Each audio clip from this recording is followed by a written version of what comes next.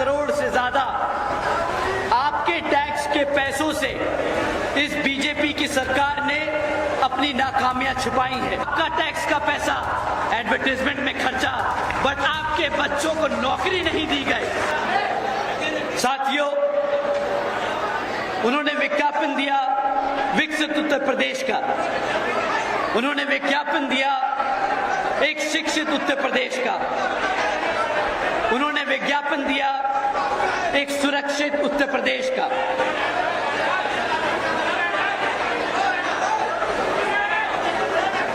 मैं बीजेपी की सरकार की कमियां गिनवाने नहीं आया हूं, मैं सिर्फ और सिर्फ अपने लोगों की समस्याएं इस मंच से आप सबके बीच में रखना चाहता हूं। साथियों, पिछले 10 सालों में 7,000 करोड़ से ज्यादा आपके टैक्स के पैसों से इस बीजेपी की सरकार ने अपनी नाकामियां छुपाई हैं। हमारी माताएं बहनें जो बैठी हैं, हमारे बड़े बुजुर्ग जो बैठे हैं, मेरे युवा साथी, आप सबको समझना होगा कि भाजपा ने पिछले 10 सालों में यहां आपके टैक्स के पैसों से अपनी कमियां छुपाने का काम किया है, और कुछ करोड़ रुपए नहीं, 7,000 करोड़ रुपए, 7,000 करोड़ अपनी कमजोरियों को छुपाने के लिए उनके पास पैसे हैं, पर झांसी के सरकारी अस्पताल में जो 10 से ज्यादा बच्चे जल के मौत की घाट उतर गए, उनके लिए इनके पास सिर्फ अफसोस करने के अलावा और कुछ नहीं। 7,000 करोड़ अपनी कमियां छुपा सकते हैं, पर झांसी में जो अस्पताल में 10 से ज्यादा बच्चे, नन्हे शिशु जो जलकर मर गए, उनके लिए सिर्फ अफसोस कर सकते हैं। 7,000 करोड़ के अपनी कमियां छुपाने के लिए एडवर्टाइजमेंट जरूर कर सकते हैं, पर 4 लाख से ज्यादा जो सरकारी पद इनके खाली पड़े हैं, उनको भरने के लिए इनके पास पैसे नहीं। 7,000 करोड़ आपका टैक्स का पैसा एडवर्टाइजमेंट में खर्चा, बट आपके बच्चों को नौकरी नहीं दी गई। साथियों, पिछले 10 सालों में 10 से ज्यादा नेशनल एग्जामिनेशन के पेपर लीक हुए। 7,000 करोड़ रुपए खर्च तो दिए अपने एडवर्टाइजमेंट में, परंतु अगर उसमें से कुछ पैसे अपने बच्चों के एग्जामिनेशन में लगा देते, तो शायद आज यहाँ पे काफी सारे बच्चे वो एग्जामिनेशन पास कर सरकारी नौकरियों में लगे होते।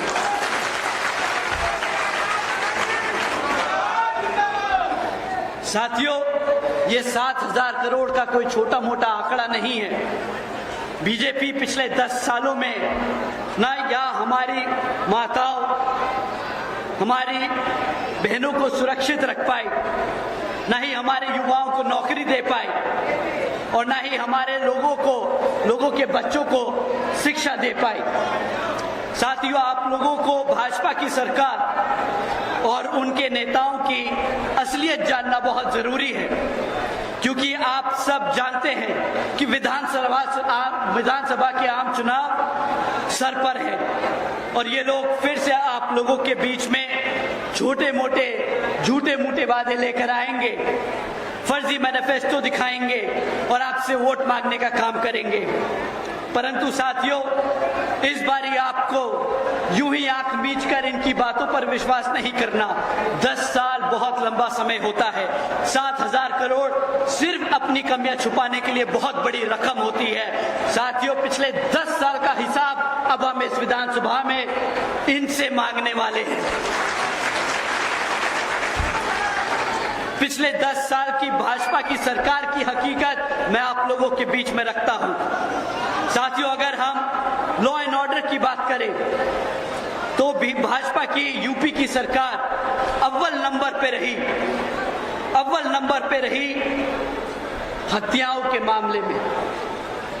पिछले 10 सालों में यहां पर पूरे देश भर में यूपी में सबसे ज्यादा हत्याएं रिपोर्ट होती रही और यहां पर भाजपा की सरकार के मुख्यमंत्री अपने आप को इनकाउंटर स्पेशलिस्ट बताते रहे, यहां पर कानून का राज का ढिंढोरा पीटते रहे, जबकि उनकी नाक के नीचे उनके प्रदेश में पूरे देश भर में सबसे ज्यादा हत्याएं होती रही। महिलाओं के खिलाफ अपराध साथियों हर साल 3,000 से ज्यादा हत्याएं होती रही और 65,000 से ज्यादा हमारे माताएं बहनों के खिलाफ अपराध होते रहे। और यहाँ पर पुलिस हम आप सबकी शक्ल देखती रह गई। साथियों, उत्तर प्रदेश की सरकार ऑर्गेनाइज्ड क्राइम के मामले में हर साल 10,000 से ज्यादा किडनैपिंग, एक्सटॉर्शन, रैकेटियरिंग के केस दर्ज करती है। अब ये मैं अपने आप से आंकड़े नहीं बना रहा हूं, ये सरकार की एनसीआरबी का डेटा है। साथियों, क्या ऐसी कोई सरकार को आप दोबारा मौका देना चाहोगे जिनके यहां नाक के नीचे रिकॉर्ड दर हत्याएं होती रही, 65,000 से ज्यादा महिलाओं के खिलाफ अत्याचार, 10,000 से ज्यादा किडनैपिंग और रैकेटियरिंग के केस?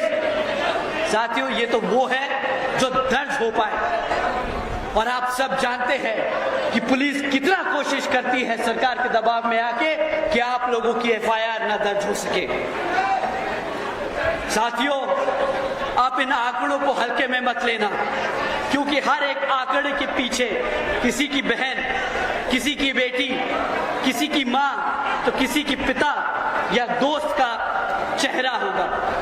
साथियों, मैं सरकार आपके अपने आप को इनकाउंटर की सरकार या बाबा की सरकार बताती है, तो मैं आप सबसे पूछना चाहता हूं कि क्या ये इनकाउंटर या बाबा की सरकार जिससे बहुत अपने आप को फेमस किया जा रहा है, क्या यहां पर कानून का राज है या फिर पुलिस की आड़ में गुंडों का राज? क्या यहां पर सरकार में पुलिस का राज है या फिर पुलिस की आड़ में गुंडों का राज? क्या ऐसी सरकार को दोबारा मौका देंगे आप? साथियों, ये वही समय है, 5 साल में हर बारी एक बार आता है।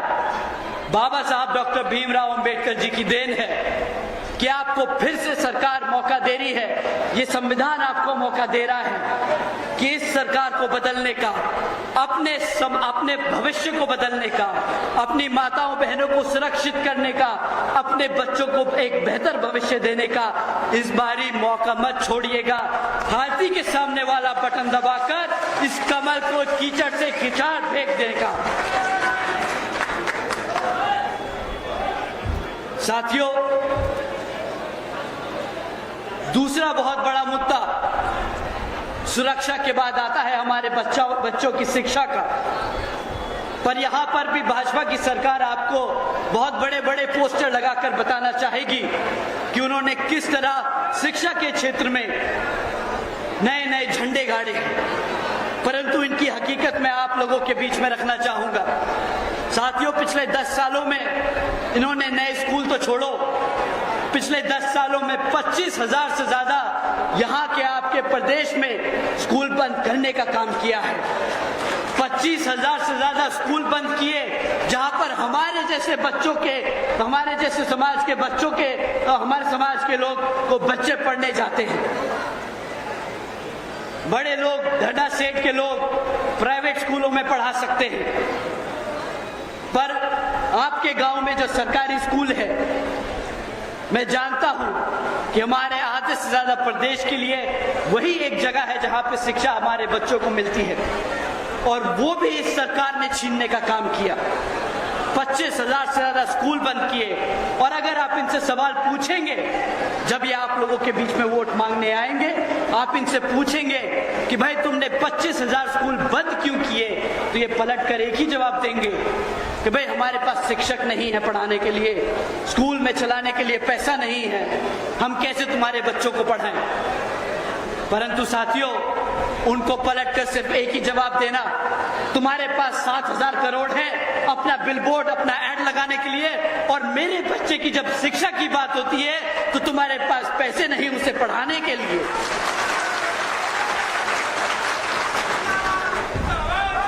साथियों, दूसरा इनको जवाब देना जब ये बोले कि हमारे पास पैसे नहीं है शिक्षक रखने के लिए।